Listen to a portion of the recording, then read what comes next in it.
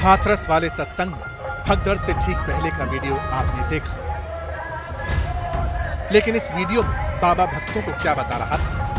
बाबा ने गरीब जनता के बीच किन मुद्दों पर बात की? क्या इस बार समागम में कुछ अलग होने वाला था? क्या बाबा को एहसास हो चुका था कि इतनी भीड़ के बाद कोई बड़ा हादसा हो सकता है? इस टेप का एक एक शब्द गौर से सुनिए, क्योंकि बाबा का ये वायरल टेप जानलेवा हादसे से ठीक पहले के लम्हों को बयां कर रहा है। अगर वास्तव में हमारा समर्पण नारायण हरि परमात्मा को है तो हमें मरने का भी खौफ नहीं रहता, शरीर की मृत्यु का भी डर नहीं रहता। सत्य के नाते अगर मौत भी होगी तो आत्म कल्याण होगा। सुना, वायरल टेप में बाबा भक्तों से कह रहा था कि मौत का डर नहीं होना चाहिए, अगर मौत हो भी जाए तो आपका कल्याण हो जाएगा। अब यह इत्तेफाक है या कुछ और, क्योंकि जैसे ही सत्संग खत्म हुआ, बाबा बाहर निकला। बाबा के चरणों की धूल को पाने के लिए भीड़ उमड़ पड़ी, बेकाबू हो गई। कई लोग तपते चले गए, जीवन की डोर टूट गई। तो क्या यह इत्तेफाक था या आयोजनकर्ताओं का मिसमैनेजमेंट या फिर कोई और साजिश, जैसा कि सरकार के बयान में जाहिर भी हुआ? साजिश करने वाले लोग अपनी साजिश करके फिर वहां से चुपचाप खिसकने का प्रयास भी करते हैं। इसका सबसे दूसरा जो पहलू ये है कि हादसा में लोग मरते गए और सेवादार उससे पहले वहां से खिसक करके भाग चुके थे। एसआईटी बन गई, प्रारंभिक रिपोर्ट तैयार है। पुलिस बाबा के आयोजनकर्ताओं पर शिकंजा कस रही है, धड़ाधड़ गिरफ्तारियां भी हो रही हैं। लेकिन हाथरस में इतने बड़े आयोजन के पीछे कौन कौन लोग थे और इस आयोजन को लेकर बाबा और आयोजनकर्ताओं के बीच क्या बातचीत हुई थी? क्या सूरजपाल की तरफ से कोई इंस्ट्रक्शंस दिए गए थे? पोस्टर में जो चेहरे सामने आए, क्या उसके अलावा भी कोई इवेंट मैनेजर था? फाइलें सबकी खुल रही हैं, लेकिन वायरल ऑडियो में बाबा आयोजनकर्ताओं के बारे में क्या कहता है, जरा ये भी सुन लीजिए। मानव मंगल मिलन सद्भावना समागम का आयोजन कई वर्षों से सिकंदराऊ जनपद हाथरस के महापुरुषों का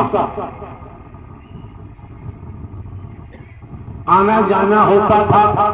कई वर्षों से लगातार हमारे सम्मुख भी जाते थे। महापुरुषों को बताया जाता था कि वही कार्य की अधिकता है। भिन्न भिन्न प्रांतों में, कस्बों में, शहरों में, नगरों में, महानगरों में, ग्रामीण अंचलों में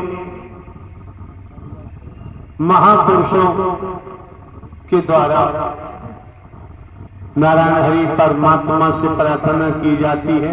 ध्यान रखें, मानव मंगल मिलन सद्भावना समागम का आयोजन बड़े सौभाग्यशाली किस्मत वाले महापुरुष ही करा पाते हैं, हर किसी के बस की बात नहीं।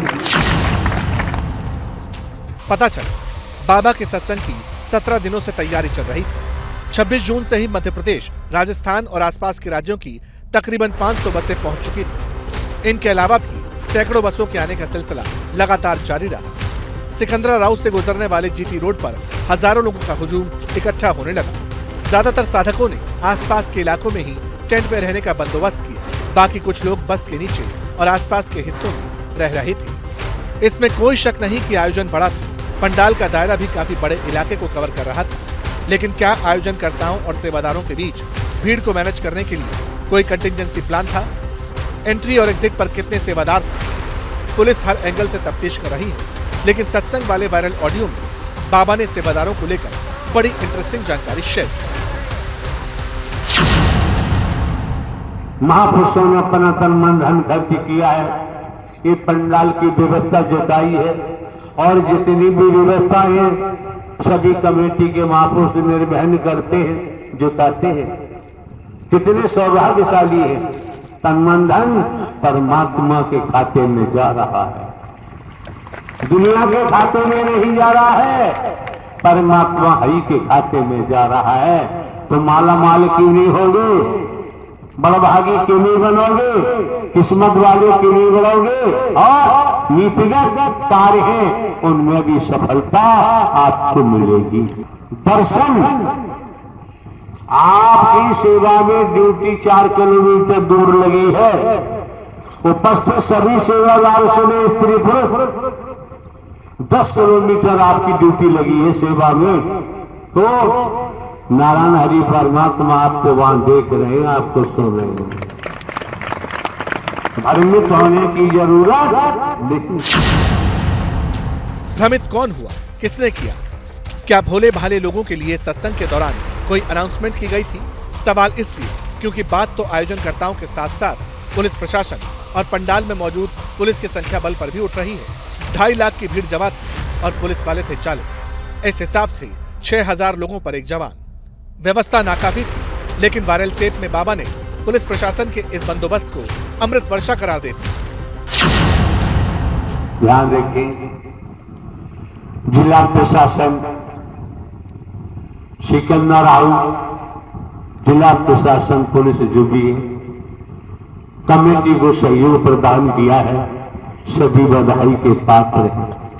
आम जनता ने क्षेत्र में कमेटी को मानवता के तहत सहयोग प्रदान किया है, सभी बधाई के पात्र हैं।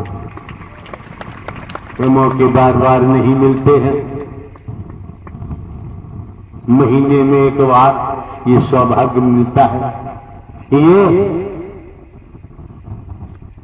अमृत वर्षा होती है।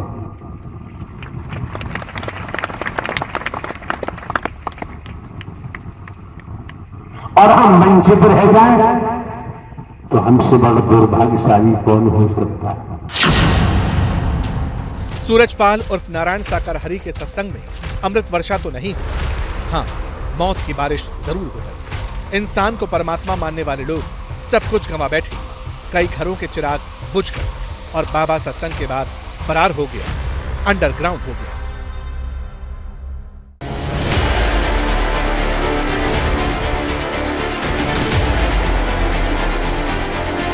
नारायण साकार हरि संपूर्ण ब्रह्मांड सदा सदा के लिए जय जयकार।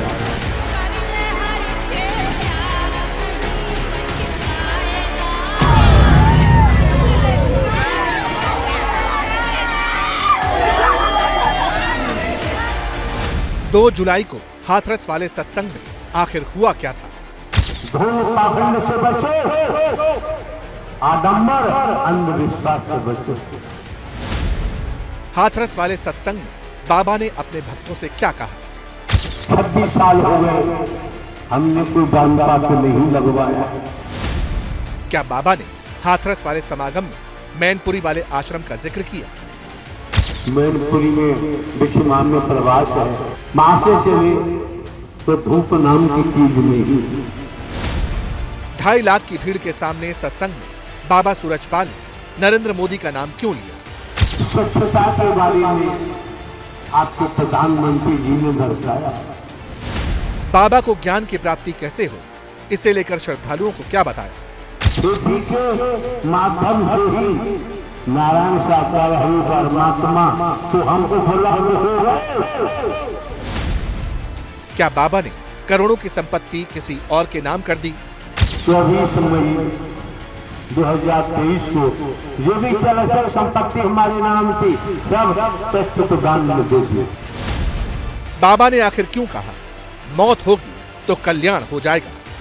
सबके नाते अगर मौत भी होगी तो आत्म कल्याण हो जाएगा। एबीपी न्यूज पर पहली बार अंडरग्राउंड होने से पहले साकार हरि का आखिरी सत्संग। अमृत वर्षा होती है और हम वंचित रह जाए तो हमसे बड़ा दुर्भाग्यशाली कौन हो सकता है। टेलीविजन पर पहली बार हाथरस टेप्स सुपर एक्सक्लूसिव।